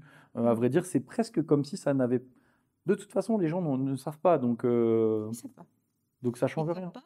Et surtout, non seulement ils ne savent pas, mais quand ils entendent parler de naturopathie par les médias, c'est tellement déformé et hors sujet qu'effectivement, ça leur fait peur. Mhm. Alors, je peux ajouter aussi une chose, c'est que je reviens un peu sur cette idée d'originalité, c'est aussi accepter d'être différent des autres, accepter de ne pas se mouler à cette société qui veut qu'on se ressemble tous, qu'on soit stéréotypé, qu'on fasse les mêmes choses, les mêmes études, la même manière de penser. Bah, effectivement, quand on s'engage dans ce domaine qui est extrêmement passionnant, on va apprendre à se positionner comme différent, comme unique. Et donc, on peut revendiquer à ce moment-là d'être naturo. Ben oui, je suis naturo. Et alors? Oui, et alors? J'adore cette phrase de fin. Euh, Merci Daniel pour cet échange. Je trouve que c'est passionnant. Je pense que ça va aider énormément de monde qui s'interroge aujourd'hui sur ça parce que ça a toujours été un métier passion. Ça a toujours été un métier de cœur, une voie dans laquelle on va parce qu'on le sent en soi. D'ailleurs, on le voit bien, beaucoup de personnes viennent parce que reconversion après une première déception, des jeunes mamans qui ont pris conscience très fort d'une autre vision du monde et de ce qu'elles veulent pour leurs enfants après une première maternité, Mm. des personnes qui ont eu des problèmes graves pour eux, des chocs, des accidents, des divorces, des deuils, des maladies, des choses comme ça, ou d'un proche. C'est rare, on arrive rarement là-dedans comme ça, la fleur au fusil, juste parce que Ouais, on a vu de la lumière. C'est quand même très très rare. c'est rare. Et donc c'est des gens qui arrivent avec une conviction très très profonde dans leur cœur. Et je trouve ça fou qu'aujourd'hui ça puisse être presque difficile d'en parler à ses proches et de pouvoir assumer que bah, c'est une voie dans laquelle on a envie de s'orienter. Moi, j'ai l'habitude de dire, vous n'allez pas prendre votre bâton de pèlerin pour convertir toute votre famille au chemin dans lequel vous progressez et vous êtes en train de cheminer. Par contre, comme vous faites ces études, vous allez vous sentir de mieux en mieux en- dans votre corps, dans votre tête, etc. Et donc, comme vous allez de mieux en mieux, c'est eux qui vont venir à vous pour vous demander, mais alors, oui, effectivement, tu es beaucoup mieux, qu'est-ce que tu fais, etc. Et en fait, c'est pour ça la modélisation, vous allez servir de modèle, et ce n'est pas vous qui allez prêcher la bonne parole, c'est eux qui vont venir vous demander comment en êtes-vous arrivé là, parce que vous êtes devenu crédible. Parce que quand vous faites ces études-là, vous faites d'abord ces études pour vous. Vous allez à votre propre rencontre. Et à partir de là, vous irez à la rencontre des autres. Donc, ces études-là permettent vraiment d'être dans un état de bien-être intérieur pour apporter du bien-être à l'extérieur. J'adore ce petit moment parfois un petit peu de, pas de doute, mais je trouve que c'est assez amusant quand quelqu'un de notre entourage nous voit se transformer sur quelque chose et qu'il se rend compte quand il parle avec nous et qu'il nous demande comment faire pour lui-même, parce que ça l'intéresse, et qu'il voit qu'on ne lui préconise pas ce qu'on sait appliquer à soi-même. Parce que justement, le conseil se doit d'être individualisé et en partie contextualisé par rapport à des choses. Et que finalement, sur certaines choses, ce n'est pas le même conseil qu'il faut pour nous et pour lui. Et ce que j'aime, c'est que la personne déjà se dit, à la base, je ne pensais pas que ça marcherait son truc, je vois que ça marche, mais finalement, moi, il faudrait que je fasse autrement. Alors, c'est une autre gymnastique, en fait, que la personne doit réussir à développer également. Et surtout, si ce qu'on a fait pour nous-mêmes marche, ça ne veut pas dire que ça va marcher pour l'autre. Bien sûr. Et donc, c'est aussi ça qu'on apprend dans cette école, c'est que ce qui est bon pour l'un n'est pas bon pour l'autre. Mais c'est vrai que ce qui est important, c'est que même quand, au bout de ces études, on s'installe, qu'on devienne tellement cohérent que les gens viennent nous demander quelque chose. Et on n'a pas besoin de revendiquer que je suis naturopathe, j'ai fait telle école. Non, on n'a pas besoin. Mais l'état d'être dans lequel on est fait que, top, on vient nous demander plein de choses. Et c'est là que les clients arrivent. Parce qu'ils sentent que ce qu'on dit, ça tient la route, tout va bien, c'est sérieux. Et donc, c'est comme ça qu'on gagne de la popularité. J'ai eu un petit groupe d'étudiants, je finirai là-dessus, qui me racontaient qu'ils sont allés assister en groupe à une formation. Et bien sûr, il y avait d'autres naturopathes et puis d'autres praticiens dans d'autres disciplines. Et puis en posant des questions, alors à aucun moment ils sont affichés sur leur tête, naturopathe, telle école, tel machin. En posant des questions, à la pause, il y a pas mal d'autres personnes qui viennent les voir, mais qui disent, mais vous faites quoi les gars là? C'est quoi votre truc à vous là? Bah naturopathe. Vous êtes naturopathe? Non, non, on est en fin de deuxième année. Vous êtes en fin de deuxième année et en fait, par leur énergie et par leur intérêt, par leur aisance à poser des questions, parce que petit à petit, se sentant légitime de poser des questions, souvent c'est vrai que des fois les gens n'osent pas, etc. En fait, finalement, on leur a pas collé naturellement l'étiquette du naturopathe qui est plutôt qui oserait pas faire ce genre de choses. Et c'est intéressant de voir que c'est d'autres naturopathes qui étaient surpris. Et vous, qu'est-ce que vous faites? C'est amusant en fait de se rendre compte de ça. Vous, qu'est-ce que vous faites? Ça veut dire, vous savez plein de choses là que nous, on n'a peut-être pas appris. Donc, vous ne devez pas faire des études de naturo. Eh bien, on fait de la naturopathie différentielle. Oui, et c'est vrai qu'en plus, quand ils leur ont dit, on n'est même pas certifié de la fin, on n'est quand même pas la moitié. Apparemment, c'était un peu, ça a fait transpirer du monde. C'était étonnant. Enfin voilà. Bah, en tout cas, merci beaucoup Daniel d'avoir pris ce temps avec nous. On a Merci déjà à eu une vous. belle journée. J'ai hâte d'être demain pour la suite de l'enseignement. Et puis on refera peut-être une petite vidéo si ça plaît à nos auditeurs. Bien sûr. En tout cas, pour ceux qui sont intéressés à en savoir plus, sur la chaîne Pranathéna, vous avez plein d'entrevues avec nos différents formateurs, des entrevues avec nos étudiants pour découvrir des parcours, des expériences, plein d'astuces de ce qu'ils mettent en place pour pouvoir étudier leurs cours, progresser, etc. Donc n'hésitez pas à regarder un petit peu tout ça. N'hésitez pas à nous dire aussi en commentaire où vous en êtes, sur quoi vous butez, est-ce que vous avez des questions? Est-ce qu'il y a des questions que vous aimeriez poser à Daniel et que je pourrais transmettre pour qu'elle puisse, dans une prochaine interview, peut-être y répondre et puis que vous ayez toutes vos réponses comme ça. Et puis, sinon, il me reste à vous dire jusqu'à notre prochaine vidéo, portez-vous bien, continuez à croire en vos Prenez rêves. soin de vous Ah ouais, prenez soin de vous. et choisissez le bon chemin. Allez, à très vite les amis. À très vite. Bye tout le monde.